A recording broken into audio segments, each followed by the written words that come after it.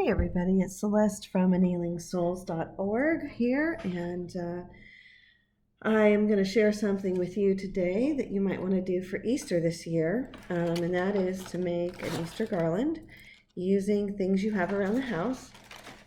So you shouldn't have to go out and buy anything. I don't know about you, but I have been pretty sad about the prospect of missing Easter Vigil this year. And so I was thinking, what can I do to bring a little bit of my normal Easter experience to right where I am using things I have on hand. So what we're going to use is a string of Christmas lights. It could be white or green, doesn't matter. I happen to have a white one. And regular paper, computer paper, scissors, a ruler. The ruler is not absolutely important, but it'll help you. Scotch tape, and if you want to, I think some colored pencils or crayons. If you want to embellish your Easter lilies and make them a little more colorful or add some stamens, I'll show you that too. I didn't do those on those but I'll show you how to do that. So let's get started. What you're going to do is just take a piece of computer paper, fold it in half this way. I guess we call that the short way. It's important to do this half fold first, okay? Then you're going to fold it in half again the other way. So it's like you're making a card. Now it's important to notice that I have the main fold here and then the other two folded edges here, because the next step is going to be to make a fold from the center, the corner that is the center of the paper, to the four corners of the paper. And I'm going to use a ruler to do that. This makes it a lot easier. If you line your ruler up with the corners, if they're not exactly together, don't worry about it. It's going to be fine. So that corner to the corner that is the center of the page. And I'm just going to crease that with the ruler so I know where to make my fold. Now again, it's important to notice that I have the two folded sides, and these are the four corner sides. All right, I'm folding this down, and then this piece, which is it's all one fold, is going to go up to this piece, which is also all one fold. Okay.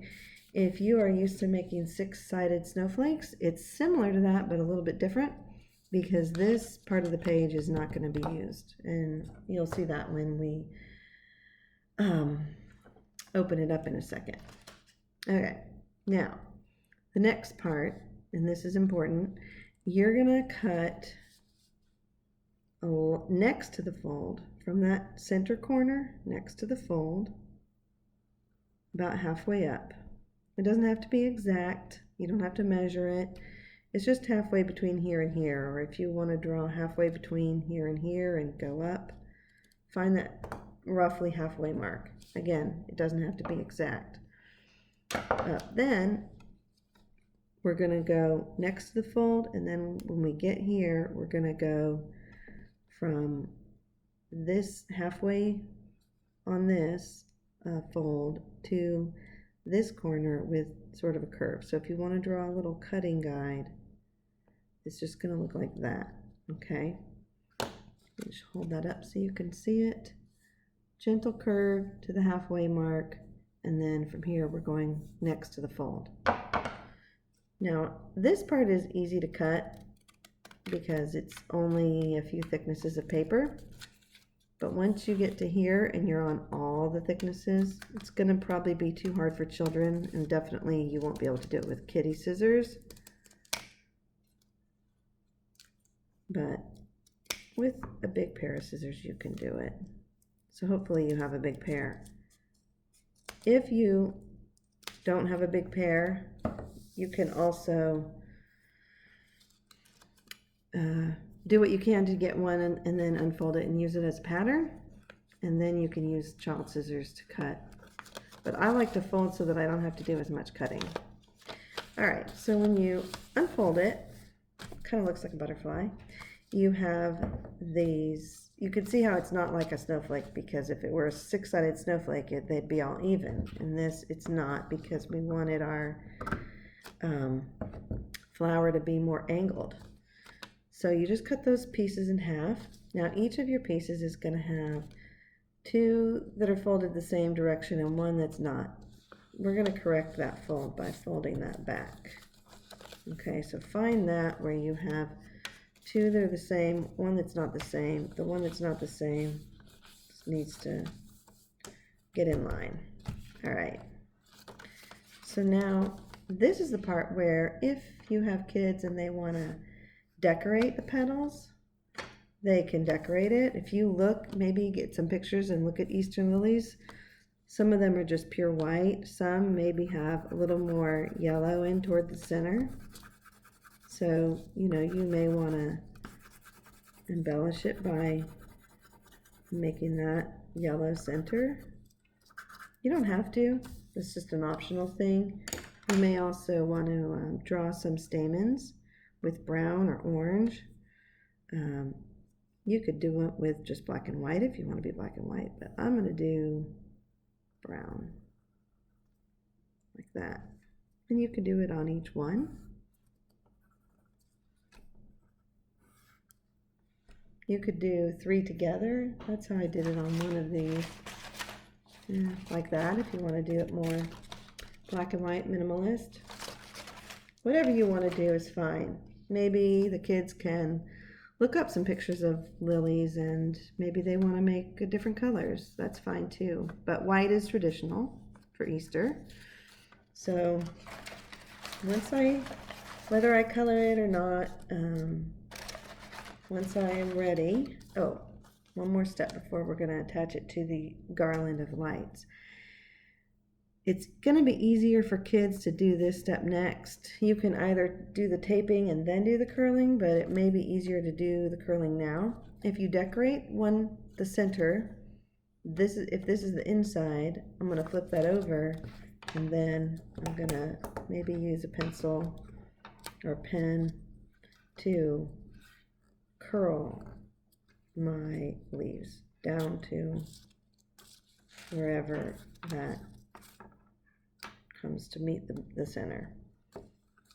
Probably would have been easier if I did the center one first, but basically I'm just rolling this on the pencil and back out, and that gives my petals that Easter lily shape. Okay, again, this is something the kids can do. If you don't want to have them do the cutting, or if you don't want to color it, they can at least do this curling part. Okay, so I'm going to pretend I've already curled these. Now here I'm going to fold in towards the center just 2 little edges, just half of that, half of each of the 2 side petals. Get a little bit of tape, put that onto the tape, 1, and I have another one that's already ready to go here. I didn't curl it back yet, but that's okay. All right, and I'm going to get my Christmas lights. Now I'm doing a flower every 4th light, because I don't think I want to make 100 flowers. So I'm leaving 3 lights in between and going to number 4. And then I'm going to tape. Again, I've folded in the 2 side petals just halfway. And then I'm going to tape it on. My fold came undone, but that's okay. If it comes undone and it's not perfect, it's okay. It's a flower, it's natural. It can have some variation. Okay. So one on one side, and then I'm going to line up the other one with the middle petal in directly across and tape that on. Okay. Now here's where these petals are all rolled out ahead of time. It makes it a little bit easier. These I didn't roll ahead of time. If you don't roll them ahead of time, you can always roll them after. Some people like to do things more like get it onto the center and then just use your hands to fold it back and make it look good. That's another way. Whatever's easiest for you to even it out. And then you have an Easter lily.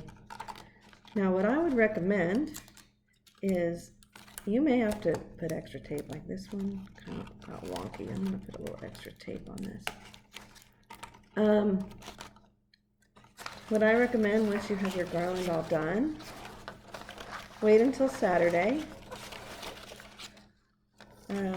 or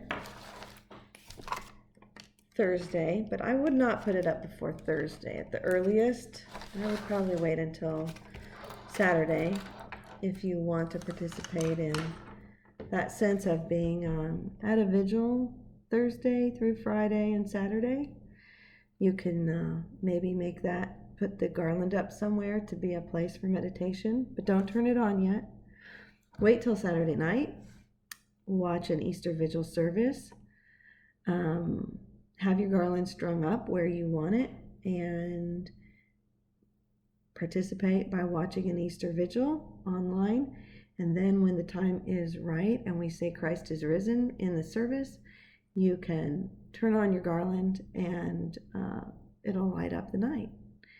And that's what I'm planning to do anyway, because I'm really going to miss being with everybody for Easter vigil and having that sense of the dark and the light. So I think I'm going to watch the service outside on my driveway and have my garland and turn it on after it's dark. But that's a suggestion, and I hope you enjoy this, and I hope your kids enjoy it if you have kids, and let me know what you think.